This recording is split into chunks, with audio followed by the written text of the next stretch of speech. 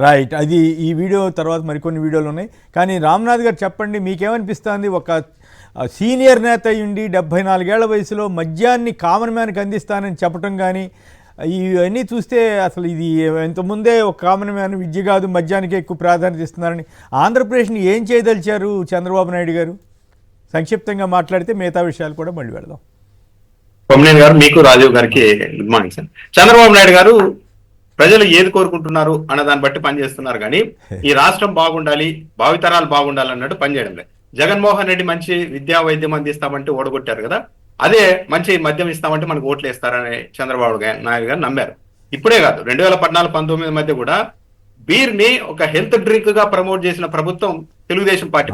స్వయంగా మంత్రి గారే వచ్చి బీర్ అన్నది మంచిది, హెల్త్ డ్రింక్ అందరూ తాగాలి అని చెప్పారు. చంద్రబాబు నాయుడు గారు అప్పట్లో సాయంత్రం కాసేపు పేకాటాడి 2 పెగ్గులు వేసుకొని పనుకుంటే మంచిగా నిద్ర వస్తుందని కూడా చెప్పారు. బట్ ఈరోజు కొత్తగా ఏం ఆయన ప్రమోట్ చేయడం లేదు, చేరువ చేయాలి. ఇవంతా ఏంటంటే చంద్రబాబు నాయుడు గారు ఈ సమాజం పట్ల ఏ మాత్రం కన్సర్న్ ఉన్నారు అన్నది ఒక ఆందోళనకరమైన అంశం. అంటే మామూలుగా సినిమాలు వీటన్నిటిలో కూడా మద్యం సీన్ రాగానే ఇది చాలా ప్రమాదకరం, ఆరోగ్యానికి హానికరం అని అంటారు కదా. కనీసం ఆ ఒక్క మాట చెప్పారు లేదు, మరి నా దృష్టి రాలేదు, చిన్న వీడియో కాబట్టి. చెప్పి ఉంటే ఒక రకం, చెప్పకుండా కూడా ఇట్లా కామన్ మ్యాన్కి అందుబాటులో చెప్పినా కూడా కామన్ మ్యాన్కి అందుబాటులోకి భారీగా మద్యాన్ని తీసుకొస్తారంటే సంపద అంటే మద్యం ద్వారానే వచ్చేదే సంపద ఏమిటి అసలు అర్థం కాలేదు. చంద్రబాబు నాయుడు గారు ఈ మద్యం ప్రియులందరినీ ఒక భారీ ఓటు బ్యాంకుగా చూస్తున్నారు. అందువల్లే నేను చేరువ చేస్తానని అంత ధైర్యంగా ఆయన మాట్లాడగలుగుతున్నారు. 2 నిజంగానే వాళ్ళు చేరువ చేశారు. కొమ్మినేని గారు, బెల్ట్ షాపులు ప్రతి గ్రామంలోనూ బెల్ట్ షాపులు ఉన్నాయి. ఒక ఎగ్జాంపుల్ చెప్పాలంటే కొలిక్పూడి శ్రీనివాసే స్వయంగా చెప్పారు, నా నియోజకవర్గంలోనే 140కి పైగా బెల్ట్ షాపులు ఉన్నాయి, నేను ఏం చేయలేకపోతున్నాను, ఎవరు చెప్పినా కూడా మాట వినడం లేదు అన్నారు. ఒక నియోజకవర్గంలో ఆ ఎమ్మెల్యే వ్యతిరేకిస్తున్న చోటే ఆ స్థాయిలో బెల్ట్ షాపులు ఉంటే ఇక మిగిలిన ఎమ్మెల్యేలు ప్రోత్సహించే చోట ఇక ఏ స్థాయిలో బెల్ట్ షాపులు ఉండాలి? చంద్రబాబు నాయుడు హయాంలో కొన్ని దాదాపు 40,000కు పైగా బెల్ట్ షాపులు అప్పట్లో ఉండేవి. జగన్మోహన్ రెడ్డి ప్రభుత్వం వచ్చిన తర్వాత బెల్ట్ షాప్ అనే పదమే వినిపించలేదు. మళ్ళీ ఇప్పుడు ధైర్యంగా బెల్ట్ షాపులు పెట్టి కార్యకర్తలకి ఊర్లో ఒక్కొక్కరు 2-3 బెల్ట్ షాపులు పెట్టుకొని అమ్ముకునే పరిస్థితి వచ్చింది. దీన్ని బట్టి చూస్తుంటే చంద్రబాబు నాయుడు గారు మద్యం ప్రియుల్ని ఒక ఓటు బ్యాంకుగా మాత్రమే చూస్తున్నారు. వాళ్ళ హెల్త్ ఏమవుతుంది, భావితరాల మీద ఎలాంటి ప్రభావం పడుతుంది అన్నది కాకుండా జస్ట్ ఓటు బ్యాంకుగా చూడడం వల్లే మీ అందరినీ చేరువ చేస్తాం మద్యాన్ని అని చెప్పి అసెంబ్లీలో ఇంత ధైర్యంగా మాట్లాడగలుగుతున్నారు. ఆయన తాగిన వాళ్ళకి తాగినంత అనే పరిస్థితి ఒక చీఫ్ మినిస్టర్ ఈ రకంగా చెప్పడం, ఇందాక ఆయన విజయకేసరి మీరు అట్లా చెప్పినట్లుగా చాలా బాధ అనిపిస్తుంది. ఒకప్పుడు మద్య నిషేధం చేసినటువంటి పార్టీ, ఒక మద్య నిషేధం అమలు చేసినటువంటి రాజకీయ పార్టీ తెలుగుదేశం, ఎన్టీ రామారావు గారి నాయకత్వంలో ఎన్టీఆర్ ఆదర్శం అని అంటారు. చంద్రబాబు నాయుడు గారు తాను వారసుని చెప్పుకుంటారు. సరే, ఆయన దించేసినా కూడా ఆ పరిస్థితి రావటం. రాజీవ్, సంక్షిప్తంగా మీరు కూడా మాట్లాడతారేమన్నా? పాల్గొన్న రఘునాథ్ గారికి, సాక్షి టీవీ న్యూస్ ఛానల్ వీక్షకులందరూ కూడా శుభోదయం, హృదయపూర్వక నమస్కారాలు. ముందుగా అందరికీ మహాశివరాత్రి శుభాకాంక్షలు. సార్, ఈ పండగ పూట ఈ రకమైనటువంటి చర్చ పెట్టడం నిజంగా ఒక రకంగా నాకే ఇంత దౌర్భాగ్యం ఆంధ్రప్రదేశ్ రాష్ట్రానికి దాపరించిందా అనిపిస్తుంది. ఎందుకంటే ఈరోజు ఆంధ్రప్రదేశ్ రాష్ట్రంగా లేదు, ఇది మధ్యాంధ్రప్రదేశ్ గా మారిపోయింది. బీర్లు, బికినీ ఫెస్టివల్ ఈ రెండు కళ్ళగా చేసుకుని పరిపాలన సాగిస్తున్నట్టుంది.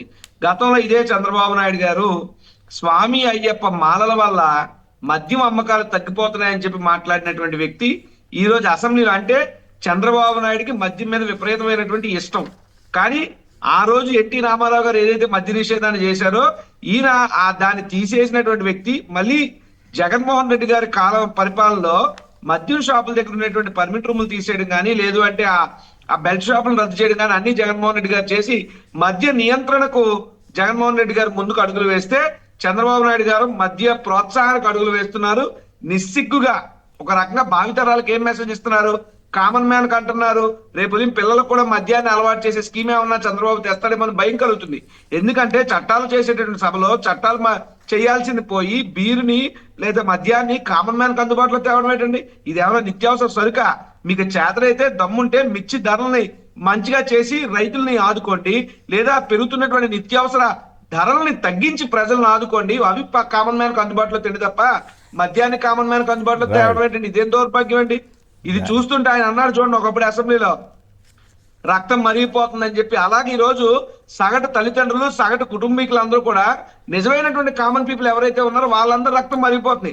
ఎందుకంటే మధ్య అయితే మీరు రాంగ్ కొటేషన్ చెప్పారు మిత్రవారు, ఆ రాంగ్ సందర్భంలో చెప్పారు. అప్పుడు అన్నది మోడీ గారి తీరును చూసి రక్తం మరిగిపోతుందని అన్న ప్రత్యేక హోదా ఇతరంశాల్లో. మద్యం విషయంలో ఆయన అనలేదు రక్తం మరిగిపోతుంది, అదే మద్యం విషయంలో మీకు రక్తం మరుగుతుంది. ఇంకోటి డిమాండ్ చేస్తున్నాం సార్, మేము వీఆర్ అర్జింగ్ ద అసెంబ్లీ. ఎందుకంటే చట్టంలో ఉన్నది ఎలాగ అమలు చేయట్లేదు, కానీ కనీసం దీన్నైనా అమలు చేయండి. ఆ లీడర్ ఆఫ్ అపోజిషన్ చట్టాన్ని ఎలాగ అమలు చేయట్లేదు. కనీసం ఇంత దౌర్భాగ్య మాటలకి ఎప్పటికైనా రికార్డ్స్ నుంచి తొలగించి, లేదా అది ప్లే అవుతున్నప్పుడు కింద మద్యం సేవించడం ఆరోగ్యానికి ప్రమాదకరం, హానికరం అనేటువంటి మాటలు ఖచ్చితంగా అసెంబ్లీ రికార్డ్స్ లో పెట్టాలి. లేదంటే ఇది చరిత్ర దిద్దుకోలేనటువంటి తప్పు అవుతుంది. దీన్ని చూసి చాలా మంది యువకులు ఫ్యాషన్ గా ఫీల్ అవుతారు. రేపు మద్యం తాగి కూడా తెలుగుదేశం పార్టీ ఎమ్మెల్యేలు ఏమైనా అసెంబ్లీకి వచ్చే ప్రమాదం కూడా ఉంది. దయచేసి దీని మీద స్పీకర్ తీవ్రంగా స్పందించారు. ఇంకో విషయం ఏంటంటే, ఆ స్పీకర్ గారు ఇంకా మద్యాన్ని ప్రమోట్ చేయాలని చెప్పి విశాఖపట్నం మీటింగ్ అయితే మాట్లాడతారు. ఈ రకంగా ఉన్న తెలుగుదేశం పార్టీ వ్యవహారం అంతా కూడా. రైట్, చూద్దాం. ఇక మిగతా వీడియోలు కూడా చూద్దాం. రైట్, దీని మీద కూడా 2 నిమిషాలు మాట్లాడించాలి.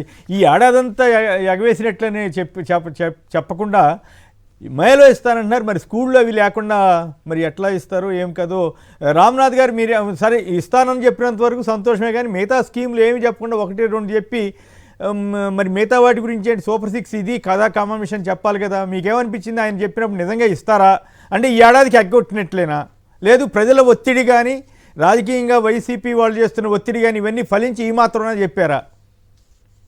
కొమ్మినేని గారు, ఇప్పుడు తెలుగుదేశం పార్టీ మీద ఉన్న ఒత్తిడి ఏంటంటే, వాళ్ళ సూపర్ 6 లో కూడా కొన్ని జగన్మోహన్ రెడ్డి గారు అమలు చేసిన పథకాలు ఉన్నాయి, వాటిని కనీసం కంటిన్యూ చేయలేదే అన్న ఒత్తిడి ప్రజల్లో నుంచి బాగా ఉంది.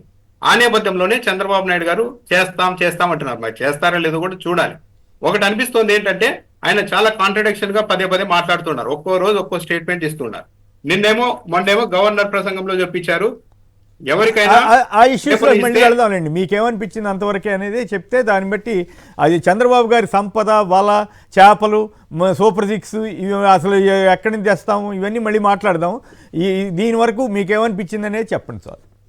చంద్రబాబు నాయుడు గారు 4 ఏళ్ల పాటు ఇలాగే మాటలు చెప్పేసి ఆఖరిలో ఒక ఏడాది పథకాలు ఇచ్చి, నేను 4 ఏళ్ళు సంపద సృష్టించాను, అందుకు టైం పట్టింది, ఇక సంపద సృష్టించాను కాబట్టి ఇప్పటి నుండి ఇస్తాను, కాబట్టి మళ్ళా ఎన్నికల్లో ఓట్లు వేయండి అని ఏమైనా చెప్పబోతున్నారా అన్న ఒక అనుమానం అయితే కలుగుతోంది కొమ్మినేని గారు. రైట్, అయితే ఇక్కడ మీరు ఈ ఒత్తిడి కూడా కొంత పని చేసినట్లుంది కదా ఈ స్టేట్మెంట్ అని ఇవ్వటానికి. ఇప్పుడు తల్లికి వందనం అన్నది జగన్మోహన్ రెడ్డి గారు ఇచ్చిన అమ్మఒడి, రైతు భరోసా అనేది జగన్మోహన్ రెడ్డి గారే ఇంట్రొడ్యూస్ చేశారు. అవి ఆన్ గోయింగ్ స్కీమ్స్ కూడా ఆపేశారన్న ఒత్తిడి చాలా ఎక్కువగా ఉంది.